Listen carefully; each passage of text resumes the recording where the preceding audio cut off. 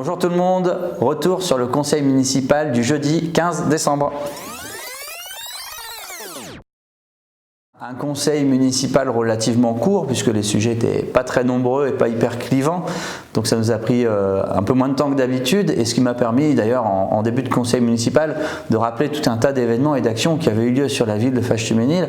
Alors je ne vais pas vous refaire l'introduction, vous pouvez regarder le replay sur le Facebook de la ville, mais voilà, l'inauguration de la bibliothèque Marguerite Yourcenar, enfin la réinauguration, on a baptisé les jardins de la médiathèque du nom de Samuel Paty, c'était aussi une promesse à laquelle on s'était engagé, la foulée des Périsseaux, les allumoirs, le concert de la Sainte-Cécile, le Téléthon, le tatami du dojo Kléber et le nouveau nom de la salle du dojo Kléber du nom de Christian Kirmser, qui est le fondateur du club de karaté en 1986.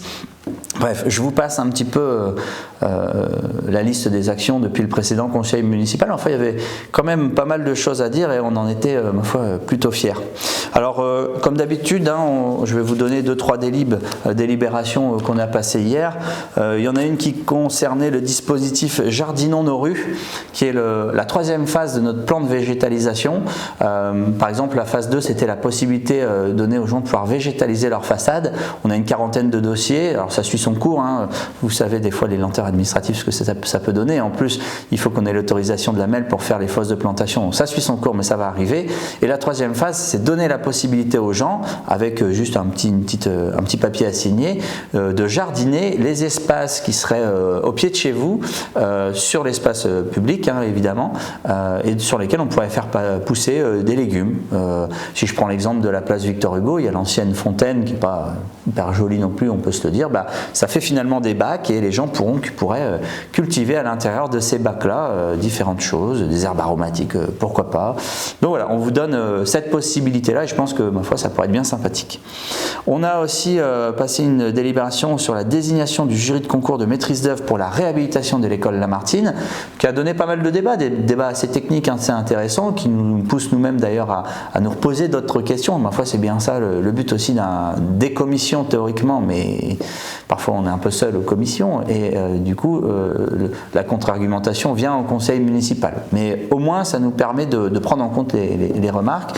Vous savez que l'école Florian Lamartine a besoin d'être agrandie puisque déjà on a créé une classe cette année mais c'est encore trop petit. Et en plus, elle a besoin d'être rénovée, ce qui va aussi nous permettre de rénover l'endroit où mangent les enfants et d'arrêter de faire manger toute la partie primaire au niveau du collège Jean Zay, dont la restauration nous appartient, mais qui est aussi trop petite pour le collège. Donc ça arrangera tout le monde une fois qu'on aura fait ces travaux. Alors ça va prendre du temps puisque c'est des travaux d'envergure en site occupé. Mais en tout cas, ça va permettre de donner des bonnes conditions de travail à tout le monde et de pouvoir faire manger tout le monde sur site et ensuite de s'arranger avec le collège pour que les collégiens puissent aussi disposer de l'endroit. Et ça profite à tout le monde. Enfin, on a modifié les critères d'attribution des subventions aux clubs, aux associations sportives, parce que il y avait un système qui avait été mis en place par mes prédécesseurs pour réduire les subventions données aux clubs de sport quasiment automatiquement. Il y a des clubs qui, depuis la mise en place de ce système, perdent chaque année des subventions. Là, on est quand même, à mon sens, arrivé à un moment où il faut redonner de la visibilité aux assos sportives, leur dire votre budget, vous êtes sûr que ça va être ça au moins à minimum pour l'année prochaine. Donc on a retiré le critère qui faisait qu'elle perdait automatiquement 5%, même si elle gagnait en nombre d'adhérents. Pour moi, une asso qui gagne des adhérents ne doit pas perdre des subventions. Donc ce critère a été suspendu dans une variabilité de 10%, puisque vous savez que les effectifs des clubs de sport, ça peut être relativement variable. Donc là, si en gros, vous ne perdez pas plus de 10% de vos effectifs, votre subvention est maintenue à l'identique.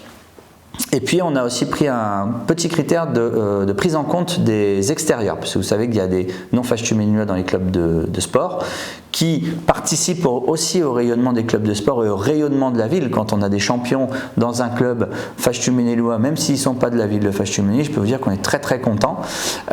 Et donc c'est tout petit critère de prise en compte, c'est-à-dire que ce n'est pas une part entière comme un fâche cheminois, c'est 0,25.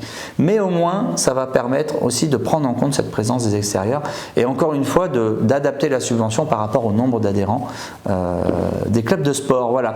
On est dans des contextes budgétaires très compliqués et on aura l'occasion de revenir dessus à partir de l'année prochaine. Je ne vous plombe pas le moral, c'est bientôt les fêtes de fin d'année avec ce sujet-là. Sachez que pour nous, c'est un gros sujet d'angoisse, que l'État ne nous aide pas, que l'ensemble des demandes qui sont portées par les associations d'élus ne sont pas entendues par l'État, comme par exemple l'indexation de notre dotation, l'argent que nous est versé par l'État sur l'inflation, ce qui paraît normal à dire comme ça, mais ce qui n'est pas le cas.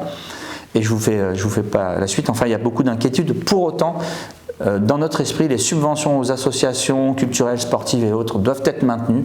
Ce sont des bénévoles qui animent la ville, qui participent à son rayonnement. Et pour nous, il ne faut pas mégoter sur ces soutiens-là parce que c'est aussi toutes des actions que nous ne pourrions pas faire avec simplement nos agents ville. Ce serait impossible. Donc voilà, on a à cœur de soutenir les associations et de faire en sorte qu'elles puissent travailler et bien travailler. Et je pense que depuis 2 ans, ça se ressent aussi sur l'animation de la ville et son dynamisme. Je vous souhaite d'excellentes fêtes de fin d'année, vraiment à toutes et à tous. Prenez soin de vous avec ces températures très froides. Il me reste à vous dire quand même que les vœux du maire se tiendront le vendredi 20 janvier à 19 h en salle Jacques Brel. C'est peut-être les premiers qu'on pourra faire en présentiel, donc on serait très heureux d'y voir du monde. Et vous dire aussi que ce week-end, le dimanche 18, il y a les féeries de Noël en salle Jacques Brel à partir de 13 h 30 avec déambulation de la calèche du Père Noël. Il y a des jeux sur le parking. À l'intérieur, il y a des ateliers, du maquillage, du do it yourself, faites-le vous-même, des petites boules, par exemple des boules pour les sapins de Noël. Il y aura un spectacle à partir de 16 h. Bref, il y a plein d'animations. Il y a le Père Noël, on peut prendre la photo gratuitement qui vous est offerte par la municipalité. Il y a des gaufres et des crêpes gratuitement aussi. Donc c'est un moment à ne pas louper et j'espère pouvoir vous y retrouver. À bientôt!